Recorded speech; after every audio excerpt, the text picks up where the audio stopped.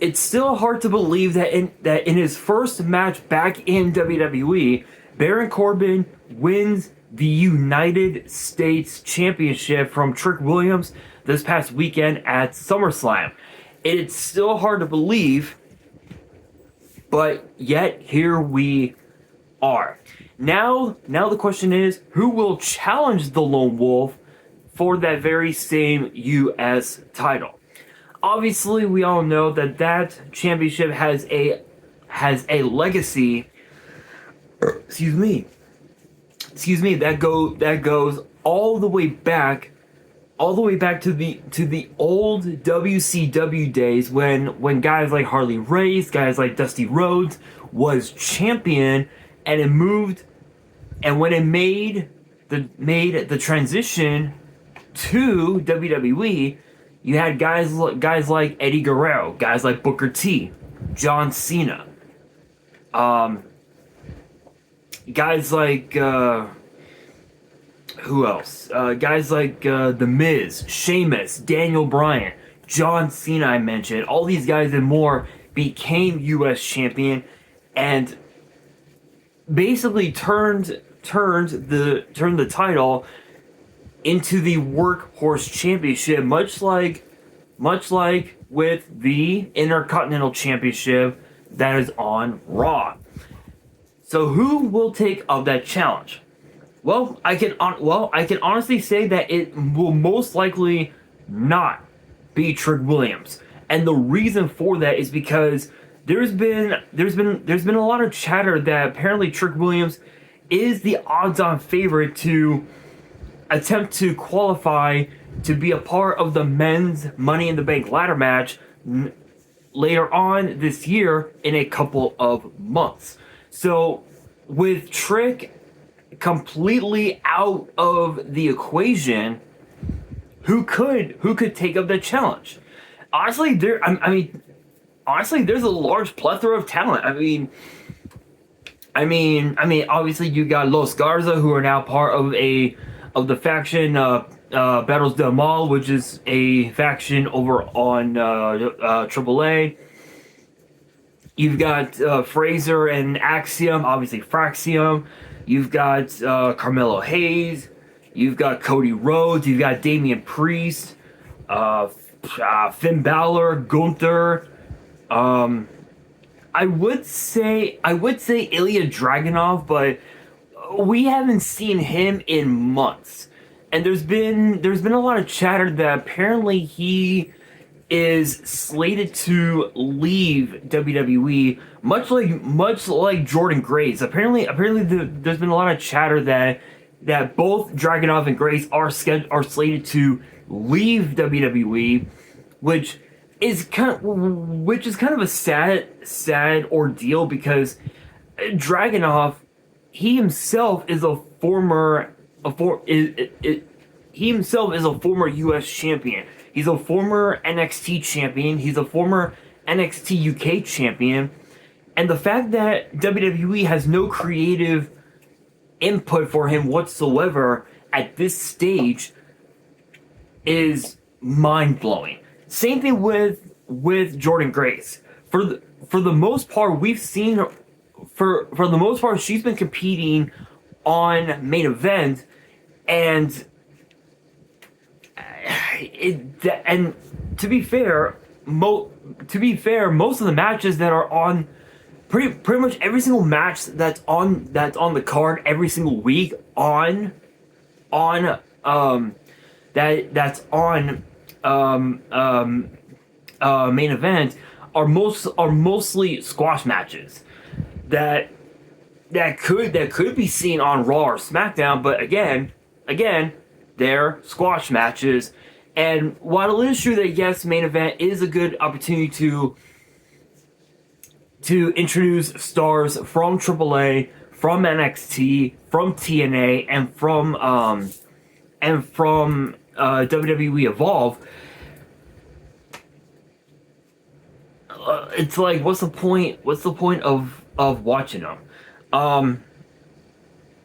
Who else? Gunther. I would say Jacob Fatu, but he is now part of the Raw roster, so technically Fatu could show up again, possible, but who knows?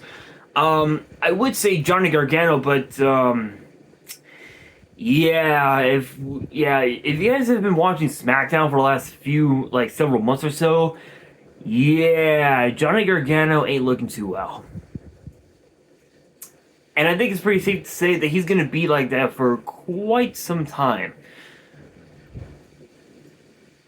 Yeah.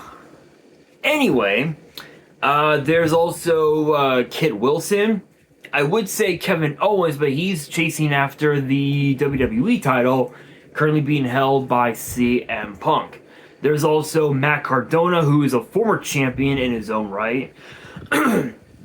R-Truth, Randy Orton, Ray Phoenix, who is the AAA Cruiserweight Champion.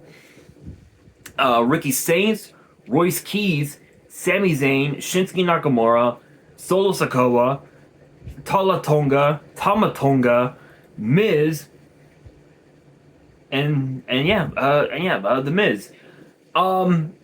It's kind of hard to depict who could be the first challenger because when you really look at it, right now the top two guys that have been wanting a shot at the title are Ricky Saints and Carmelo Hayes. People forget that Carmelo Hayes is a former champion in his own right, and he had an incredible reign as champion before he got screwed out of the title by Sami Zayn earlier this year, just literally a week before WrestleMania, which, excuse me, that was a complete waste, to say the very least. But I think aside from them, if there were two others that I could see take up that challenge, I could see Royce Keys and I don't know. That's a tricky one. So Royce Keys, Carmelo Hayes, Ricky Saints, and if I had to take a wild guess, I would say Solo Sikoa. The reason why, so as far as Royce Keys goes, ever since he debuted in WWE back in January at the Royal Rumble, he's been on a tear. He's had so many incredible matches. He had an incredible match this past weekend at SummerSlam, which was his true PLE debut for Royce Keys. Sorry, I can't speak. Excuse me.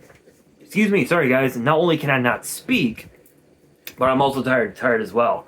Royce Keys definitely has shown the entire WWE and the entire WWE universe that he is ready to take that next step and become a singles champion.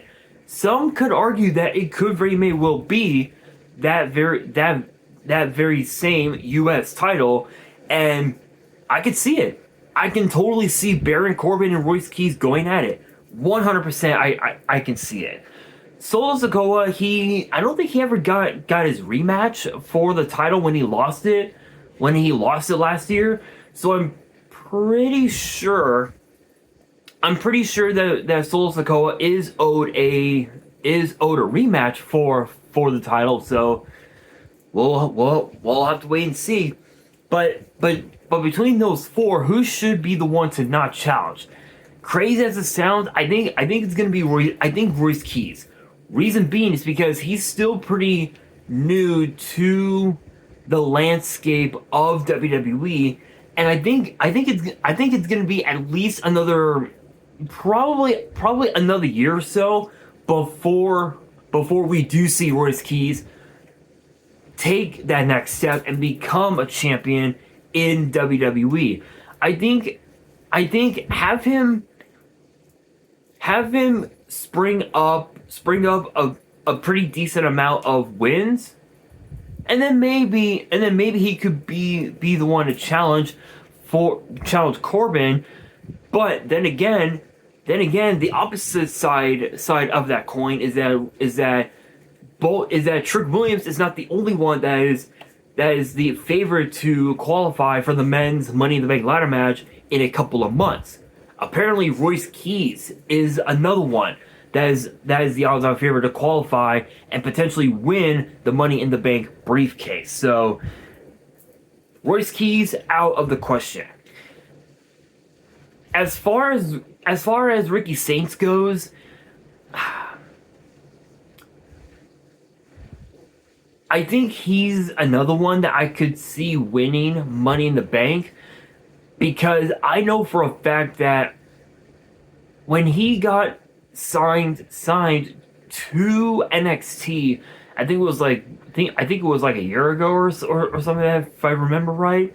He instantly not even 6 months into his time in NXT, and he automatically became NXT North American Champion, which once he lost it, he instantly went on to become NXT Champion, and there is a possibility that lightning could strike twice for Ricky Saints, but I think he's another one that I could see qualifying for the men's Money in the Bank ladder match.